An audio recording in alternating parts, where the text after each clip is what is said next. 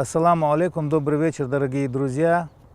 Объединенным нациям посвящается успехам человечества в освоении космоса. Вот такой вот сувенир, такой подарок, космический подарок, я бы сказал, от Советского Союза, Организации Объединенных Наций. Для нас с вами это символ нашего былого и будущего величия, потому что Россия, мы с вами правопреемница Союза Советских Социалистических Республик. И что для этого нужно делать, я думаю, мы тоже с вами хорошо знаем. Нам просто надо быть похожим на этих больших, мощных и сильных людей, на тех советских людей, которые отстаивали наши позиции где угодно, если надо в окопах, если надо за столом переговоров на таких больших форумах и в таких авторитетных организациях. Я продолжу рассказывать вам о тех встречах, которые прошли у меня на полях саммита ООН по правам человека.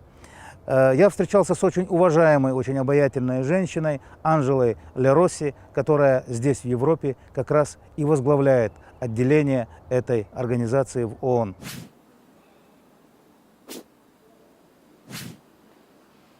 Дорогие друзья, у меня особое состояние души вот в этом здании. Это Женевский офис управления комиссариата по делам беженцев. Когда-то это страшная трагедия, когда приходится покидать свои дома из-за того, что на этой территории бушует кроваво-огненное месиво страшной войны. Когда-то это постигло и мою семью, это постигло мой народ. И здесь, когда я вижу этих бегающих людей с какими-то бумагами, ведущие какие-то переговоры, которые пытаются найти общий язык со своими государствами, эти люди делают на самом деле огромную работу.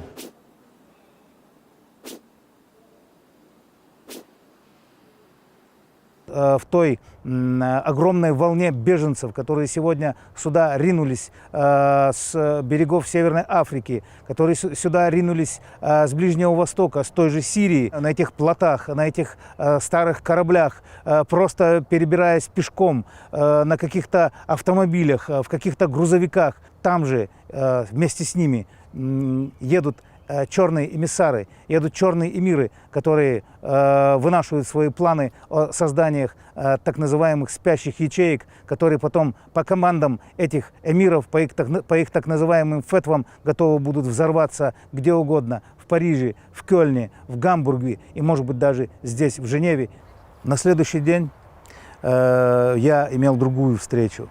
Эта встреча была для меня особенно волнительной, потому что там были братья по вере, там были представители тех государств, которые аффилированы в очень мощной, в очень влиятельной организации исламского мира. Она так и называется Организация исламского сотрудничества. Это организация-правопреемница Организации исламской конференции. И когда я выступал перед этими людьми, когда мое выступление началось с традиционного для мусульман «Ассаламу алейкум ва рахматуллаху ва баракату», я увидел, что на меня посмотрели как на брата. И, обращаясь к этим людям, я сказал им, чтобы они понимали Россию, чтобы они понимали, как ей сложно, чтобы они понимали, что только в России возможно услышать громкий голос мусульман, протестующих против карикатур Шарли Абдо на пророка Мухаммада, саллаллаху алейхи вассалям. Только в России можно призывать к тому, чтобы не убивали мусульман в Юго-Восточной Азии и в других уголках земного шара. Только в России принят и подписан президентом закон о том, что священные писания, Коран, Евангелие, Тора считаются неприкосновенными. Только у нас с вами в России, на нашей родине. И мне очень было приятно то, что мое общение с братьями из мусульманских стран закончилось словами легендарного председателя из Пакистана господина Тахира, который сказал «Welcome to family, мистер Умаров, добро пожаловать», сказал он, и теперь Чеченская Республика будет способствовать укреплению содружества исламских государств. И я уверен, что моя родина, наша с вами Россия, сыграет в этом немалую роль.